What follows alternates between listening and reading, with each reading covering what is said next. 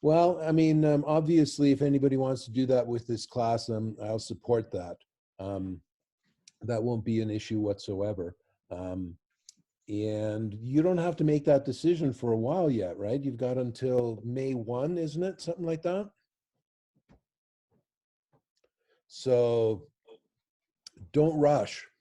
Make sure you know what your grades are, because if your grade's good in this class, might as well take it, right? Okay.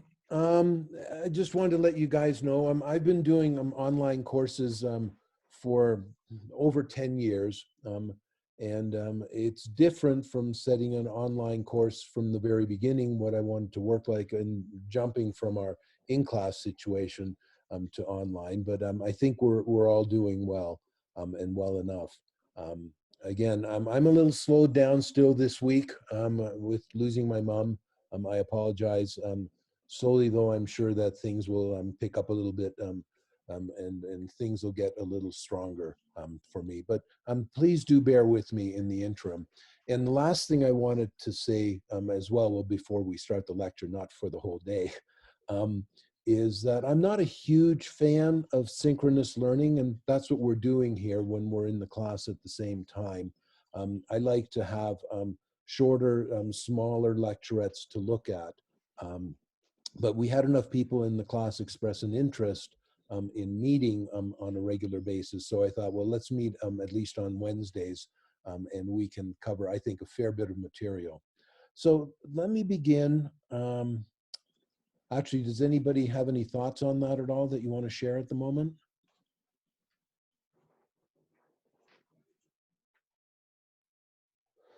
And yeah, I'm recording this so you can check it out again later, just to let you know. Um, so let me share my screen with you. And uh, I have a couple of things, and then I'm going to go through with a bit of a lecture today.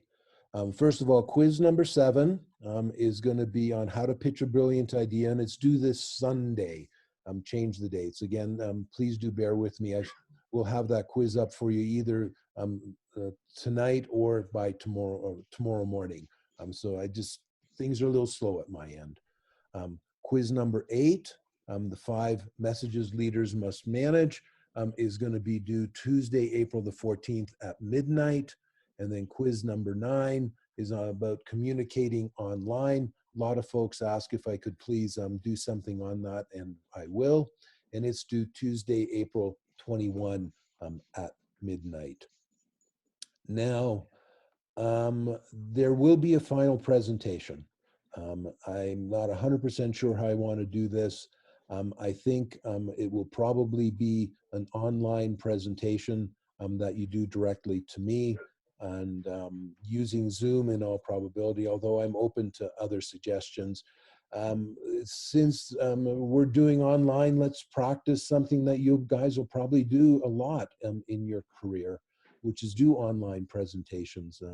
I think people are, especially now with the coronavirus throwing so many things online, I think you'll see things around the world being even more online, because certainly saves companies a ton of money. So maybe an opportunity to practice and get our feet wet on how to do that kind of thing will be pretty useful.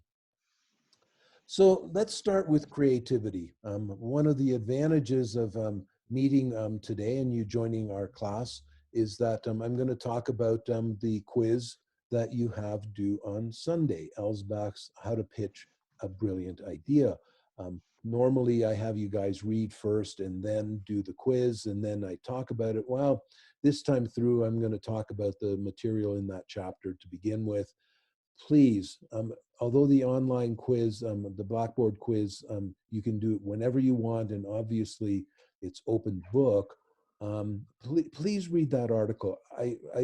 It's the same quiz we would have in class, and still I'm pretty confident it will be really hard to be able to just pull the answers out of your book just during the quiz time. You got 10 minutes to do the quiz. It'll auto submit. You can do it whenever you want. It doesn't matter. 4 o'clock in the morning, 11 in the 3 in the afternoon. Once you start it, though, you got to keep going and finish it off, okay? So let's look at creativity. And the first question when it comes to creativity is sort of what is it? And it relates to things like beauty and handsome. And so, how do you judge if somebody's beautiful, or how do you judge if somebody's handsome? And what we do is, beauty and handsomeness is a social construct. Um, Anybody want to take a shot at helping us know what a social construct is?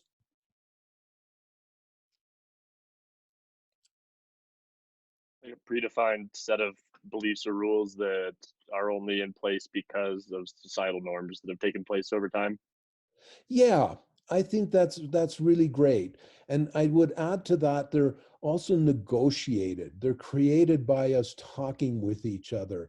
And we come to these sort of implicit agreements that we then internalize. Um, so if beauty is a social construct and handsomeness is, then we can see that these guys used to be considered handsome. I'm not sure if they'd cut it today as handsome men or not, but this kind of facial hair was a big thing called mutton chops, right? And hardly anybody rocks this kind of mustache anymore. Few people do, but for the most part, that doesn't happen. And if we look at beauty through the century, women's, or the idea of what constitutes a beautiful woman, has also changed over time. Um, and for instance, you used to have to be black and white to be beautiful. Now you can be in color. Uh, no, I thought it was a pretty good joke. Um, so we have different ideas of what a beautiful woman would look like, and we sort of negotiated these ideas. We socially constructed them. As you can see, they're different as we move forward. So if creativity is a social construct, which it is, this is an area I've done a lot of research in, and we can't nail it down, but if it is a social construct, then who knows what's creative and what isn't? And keep in mind that creativity is not the same as artistic. And sometimes when we talk about somebody being artistic, we're trying to say, oh, they're so creative because they're artistic. It's different. Um, and who knows if something is creative? It usually tends to be the people with experience. We can say that we think something is creative, but somebody who knows the field, somebody who knows, for instance, stuff about building microscopes, they're in a much better place to let us know if somebody's come up with a creative new microscope than you and I are. We kind of look at it and go, oh, this is really cool. But if they present us with the idea, this is a new kind of microscope I want to build, we wouldn't know if it's creative or not. The idea is that people who have expertise in the field are going to really be able to know whether it's creative or not because they have the experience. So then part of what creativity is it needs to be novel and it needs to be useful. And that's why we tend to go to experts to help us understand what's creative or not. They'll know if something's novel. You and I might think, oh, wow, this has never been done before. This is brand new. But somebody who's an expert in the field might say, no, this has been tried 15 times over the last 120 years, and it doesn't work, and it's not useful. And we go, oh, well, we think it could be. And they'll go, well, it turns out it's not. People have tried this. So, no, this isn't novel. No, it's not useful. So, no, this idea, this presentation, this way of doing stuff really isn't creative at all. And you and I, as lay people, may not notice that it would or wouldn't be. But because it's socially constructed, creativity, um, people are influenced by their person prototypes when they see somebody pitching a creative idea. And what does that mean exactly? Well, Elsbeth is going back on some research done in Stanford, and we've seen a lot of stuff. We develop person prototypes about people in 150 milliseconds. That's mind boggling. I will assess what I think a person is in 150 milliseconds. That's when it starts. And these person prototypes are ideas I have in my head that I will implement on the person. As Sean was pointing out, how did you call that stuff? Like socially constructed Yeah, or learned. they're, they're ideas that we have in our head that really predominate. And a lot of this stuff is hardwired. Now, what do we mean by hardwired? Well, I'd like to go down um, a path here, and we need to look at things like neurons, synapses, and neurotransmitters. Those are the things that are hardwired in our brain. Now, there is something called brain plasticity, and these things can change a little bit, but mainly they're very solidly entrenched. So, we're going on a bit of a tangent here, and the stuff I'm about to cover is going to be on quiz number 9. So make sure you're ready to take some notes here, whether you type it on your computer or write it by hand. Let me give you a minute so that you can get ready to take notes.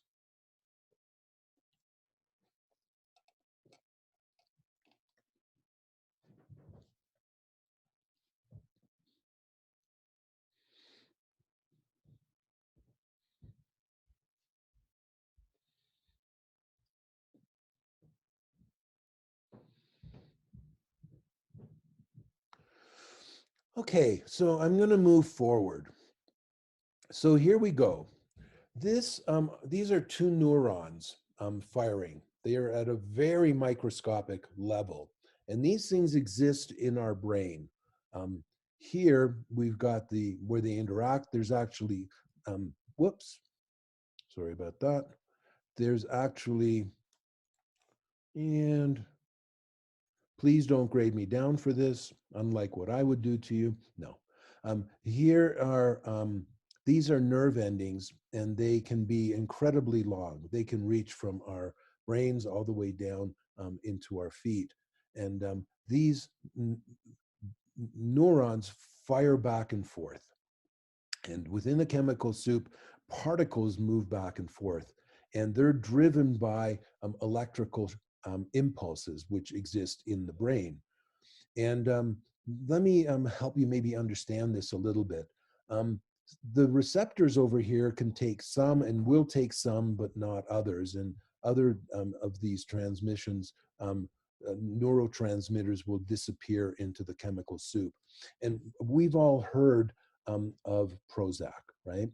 And Prozac is a chemical that helps us get less depressed. And it's a serotonin uptake inhibitor. It keeps serotonin by being taken up by the neurons.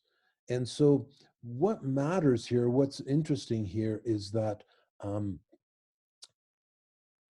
if we take up too much serotonin, we become depressed when it's fired from one neuron to the other out of the chemical soup. Most of us don't do that, but some of us unfortunately tend to take up too much of it, and that causes depression. So the medicine goes in here and blocks those things from being taken up. But the point is that this is how things work at a neuronal level. And this is what we mean by hardwired. And we can see this is an interesting picture that's just been taken of the brain. There's a lot of chemical soup in here. And when we look at the brain, we look at things as being fairly solid, but at a microscopic level, they aren't. And you guys probably remember this from chemistry and physics, that when you get down to the atomic and subatomic level, there's actually a lot of space between things. But here you've got a whole bunch of neurons. Notice how they're encased in sacs, and there are chemicals in here, and there's chemicals out through here as well.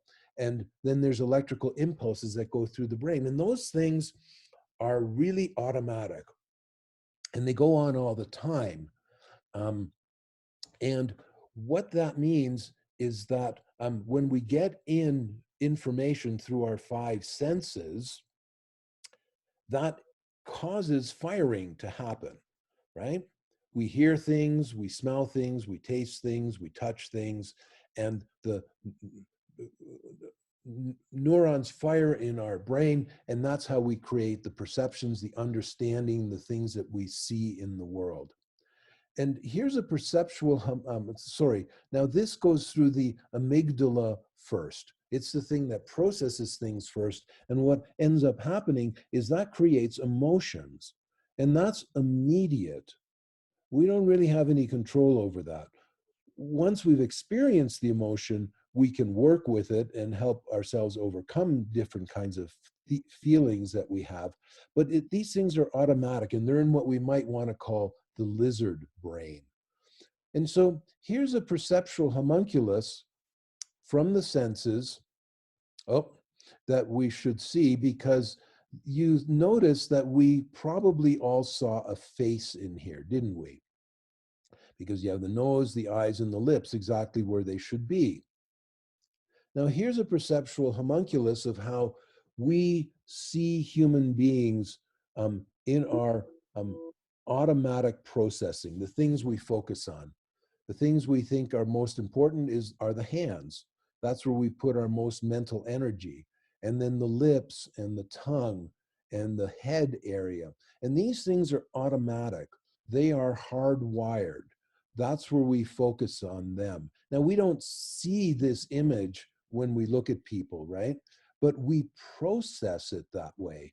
And that's one of the reasons that at the beginning of class, I went out and shook hands with all of you, because our hands are the things that we pay most attention to. And that's why handshakes actually evolved as a way of connecting with people, because we see them as so important. We then reach out, and by touching each other, now we have the contact through the thing that we think is most important. And then we start to focus on the face as important, the lips and the tongue. And think about this for a minute. When we're in a Zoom room, what we see are each other's heads, right?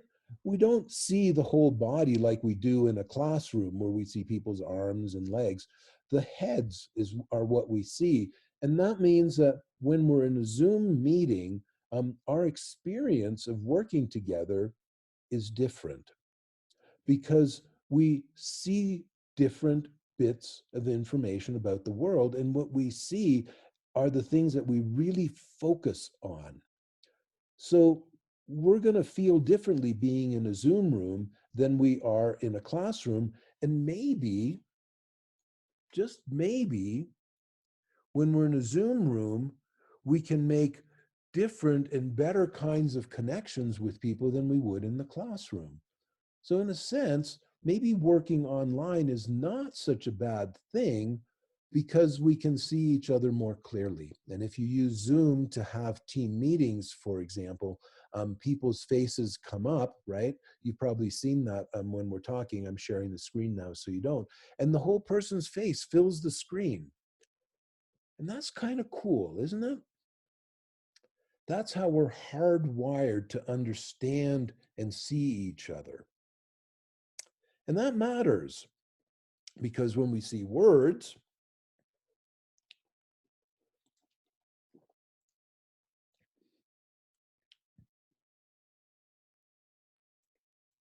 when people communicate with words, we're communicating in a way that's actually kind of strange. It doesn't match the way we're hardwired to understand each other. You don't see my lips moving when I say words. You read the words. That's all you've got. That's all the information you've got. And that's why when we send emails in a professional business environment, it becomes vital that the emails are very clear, that they're easy to read, that they're succinct. Because if we put too many words in an email, we simply start to feel disconnected. We don't want to read that much, and we don't want to read that much because we aren't seeing the person, we aren't seeing the face, and the communication becomes more difficult, and it works in a very different way. And that's one of the reasons I send videos to you guys when I want to share what's going on in the class. I could send you an extended email, right? But it's not anywhere near as effective than if I sit and talk with you and show you a video, because then you can see my face and you can take in the information more easily and more readily, right? So your emails, when you send them, should be succinct. They should be short and direct and to the point.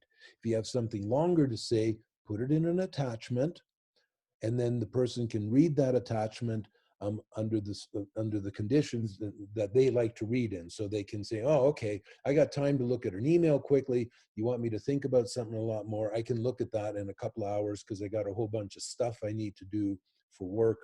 Now I got some meetings coming up. I got to get a report out, but I'll get to the more complex stuff a little later. Now, I showed you guys this model at the beginning of class, and the channel is what has changed when you go online. And the channel can be something like emails. The channel can be voice, just words that we hear back and forth. They can be visual. And then the noise is the stuff that gets in the way. And what can get in the way when we talk about writing is that our writing isn't clear. And when you guys made your presentations, you talked about that, right? You were trying to help the high school kids understand that good writing is important. And good writing, somebody once said, and I think this is really true, good writing is just simply rewriting. The more often we write something and go over it and rewrite it, the more likely we are to be able to get the idea that we have in our head on a piece of paper, to encode it, if you will, so that somebody else has the best chance of understanding it. And that's why I always strongly urge students and professionals at work, when you have something to write, give yourself time to write it.